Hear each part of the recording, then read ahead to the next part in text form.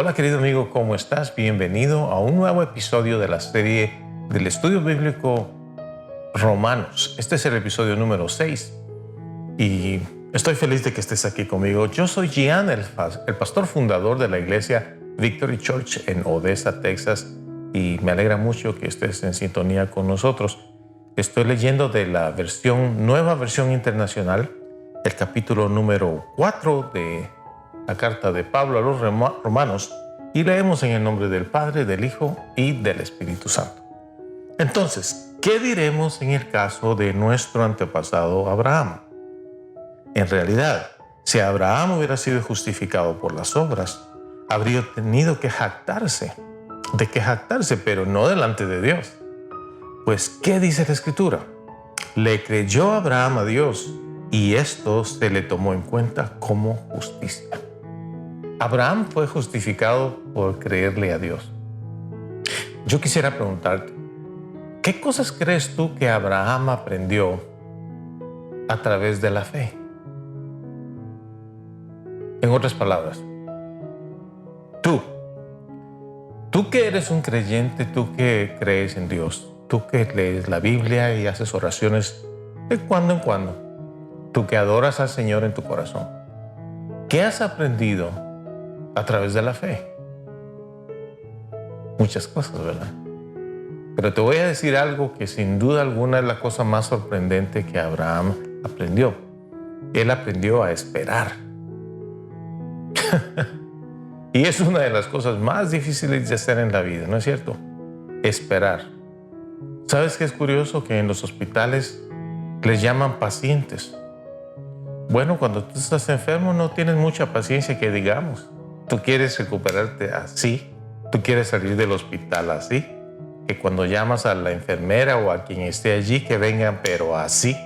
Si estás en tu casa enfermo, la misma cosa. Quieres todo pronto. ¿Por qué les llamarán pacientes? Yo no entiendo eso.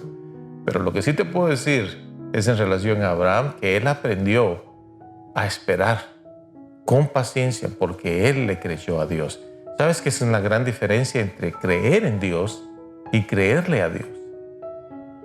Tú crees en Dios. ¿Le crees a Dios? ¿Crees las promesas que Dios te da de salvación, de sanidad, de protección, de prosperidad, de vida eterna? Promesas de salvación para tus descendientes. ¿Crees tú la palabra del Señor cuando lees? ¿Crees lo que lees? ¿Le crees al Señor lo que Él dice en su palabra? Eso es la diferencia entre Abraham y el resto de nosotros. Él le creyó a Dios en una promesa de que él habría de tener descendientes, y eso fue lo que lo justificó, ¿sabes? No sus acciones. Pero sigamos leyendo. Verso 4. Ahora bien, cuando alguien trabaja, no se le toma en cuenta el salario como un favor, sino como una deuda.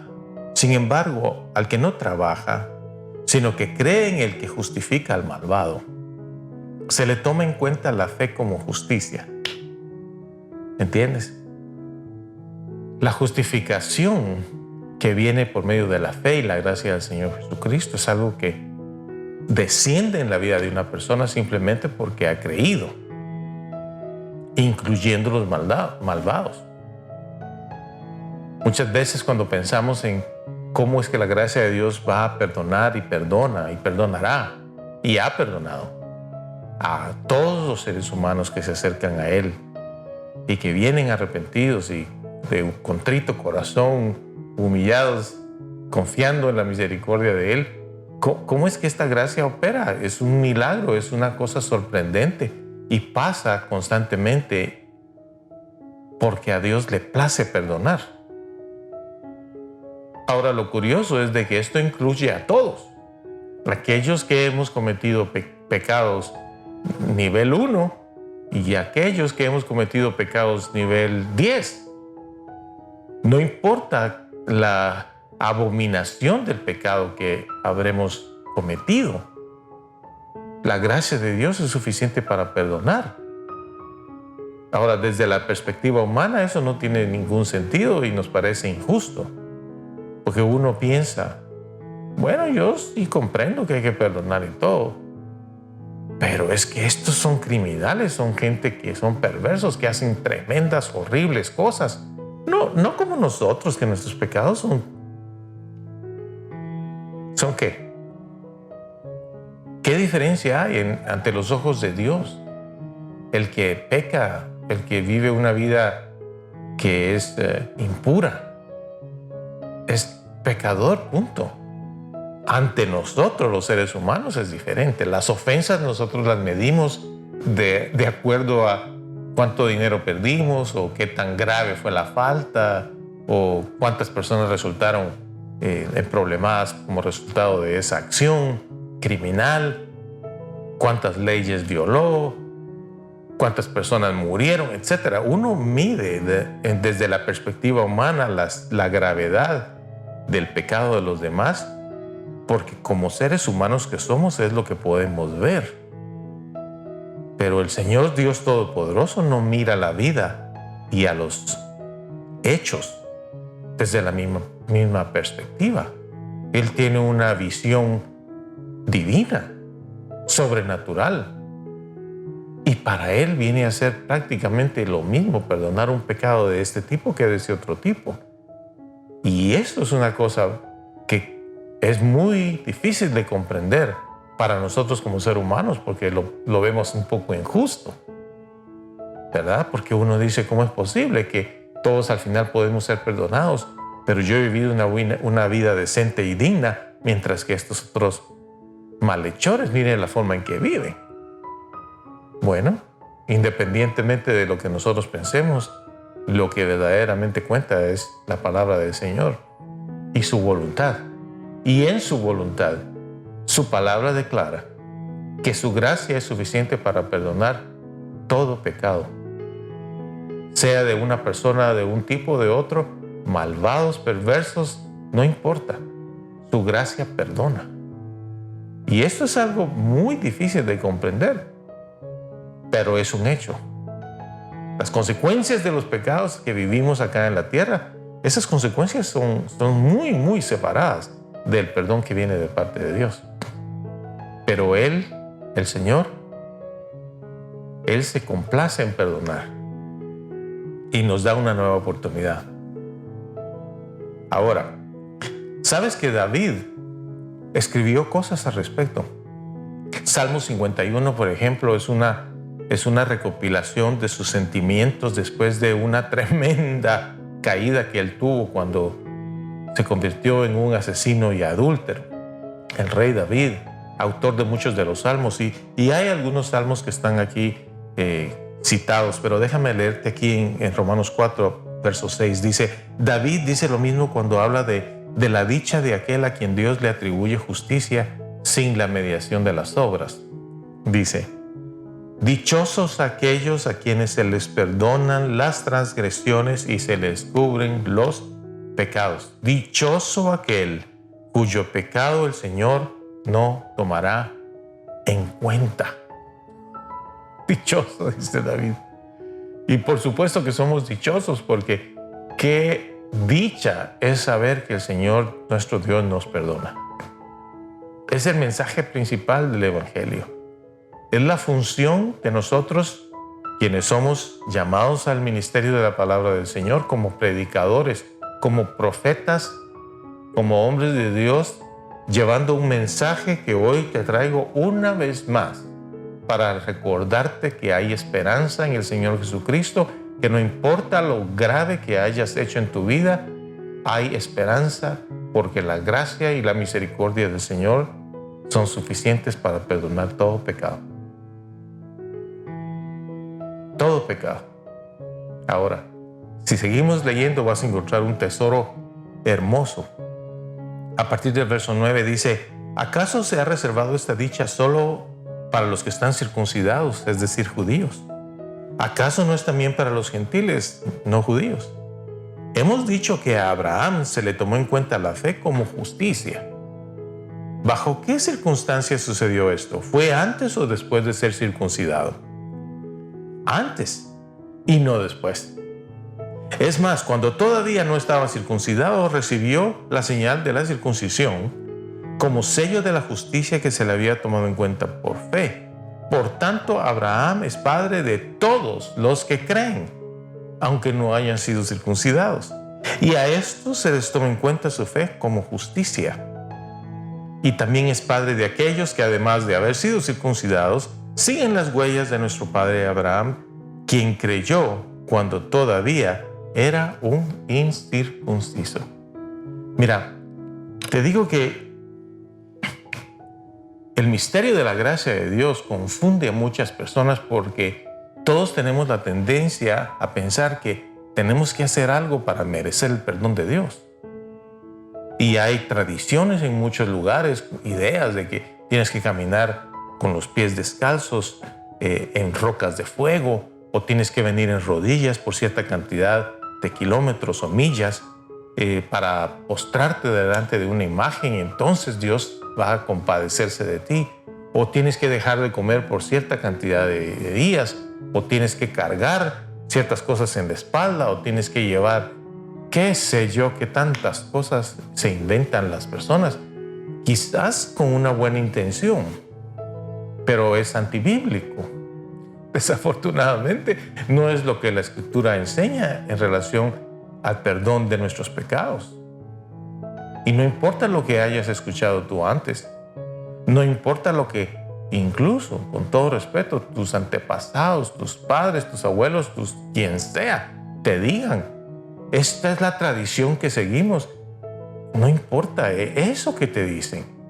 Lo que cuenta es lo que la Escritura declara. Y tú lo acabas de escuchar, léelo tú mismo, Romanos capítulo 4.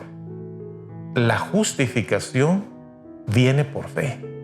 Ahora, aquí Pablo, el autor de esta carta, está diciendo, pero ¿cuándo fue que Abraham recibió el sello de la circuncisión? Tú sabes que parte de la religión judía incluye el ser circuncidado. Hoy en día es una práctica normal por higiene, pero en realidad el trasfondo de esa circuncisión tiene que ver con un acto de obediencia de parte de Abraham que demostró que él había sido justificado y perdonado. La circuncisión vino después que él creyó. Ahora yo quiero traerte a otra idea, y es lo que ocurre en nuestro corazón cuando el Espíritu Santo circuncida la carne de nuestra alma. Déjame explicarte. Nuestros deseos y nuestra concupiscencia, nuestra naturaleza pecaminosa siempre nos lleva a estar deseando, pensando y anhelando cosas que no necesariamente son puras. Hay muchas impurezas en nuestros corazones, y paulatinamente el Espíritu de Dios que mora en nosotros como resultado de la fe, la gracia y el perdón de Dios, a través de ese arrepentimiento vino esa compasión de parte de Dios a nuestro corazón, que mora el Espíritu Santo en nosotros. Nosotros declaramos que Jesús es el Señor. Nos constituimos en hijos de Dios. Nos constituimos en coherederos con Abraham de todas las promesas. Y en ese instante empieza la nueva vida. Pero eso no significa que en un solo instante, en un abrir y cerrar de ojos, la persona cambia y deja de hacer todo lo malo que hizo. Porque son muchos hábitos que están en la mente y en los malos deseos que tenemos como seres humanos, y esos malos hábitos que nos llevan a conductas impuras no son parte del plan de Dios. Una vez tú eres rescatado del pecado y el Señor te salva, te transforma, entonces inicia un nuevo proceso en tu corazón, que es lo que conocemos como la circuncisión espiritual del corazón, eliminando la carne y esos deseos, esas pasiones, de modo que te conviertas en una persona santa y pura para el Señor. Entonces, si entiendes la idea de lo que es la circuncisión espiritual, ahora comprenderás lo que Pablo está diciendo. ¿Cuándo fue Abraham justificado? ¿Antes de ser circuncidado o después de ser circuncidado? Y la respuesta es, fue antes. Pues lo mismo ocurre con el creyente. A ti lo que te perdona, lo que hace que recibas el perdón de los pecados, lo que hace que recibas la compasión de Dios y seas restaurado y llevado a la categoría de hijo de Dios. No solo creación de Dios, pero hijo de Dios. Lo que te hace llegar a ese punto es la fe. Porque crees en el Señor, crees en sus promesas, crees en esta promesa de que con solo creer en el nombre de Jesús te hace ser un hijo de Dios. El resultado de ese proceso en tu corazón te lleva a una vida santa. ¿Comprendes? La vida santa es el resultado de una consagración de tu vida al Señor. El trabajo del Espíritu Santo circuncidándote la carne del alma para que seas una persona que dé buenos ejemplos, una buena conducta, nada de malos hábitos, una persona santa. Pero muchas personas piensan, yo tengo que curarme primero, yo tengo que limpiarme primero, yo tengo que dejar de hacer todas estas cosas malas primero para alcanzar el perdón de Dios. Es como decir, Abraham tiene que circuncidarse para poder ser entonces justificado. No. Pablo lo declara claramente. Hoy quiero invitarte para que reflexiones en esto, que yo sé que no es fácil de comprender mentalmente, pero en tu corazón tú lo sabes, que todo opera por medio de la fe. Recibe esa fe en tu corazón, recibe el perdón de tus pecados, recibe al Espíritu Santo, exalta el nombre de Jesús, conságrate a Él y deja que el Espíritu Santo haga esa obra en tu corazón que te lleve de victoria en victoria, de gloria en gloria, para que tu vida sea una vida santa y agradable ante los ojos del Señor. Te espero la próxima semana para la continuación de este estudio.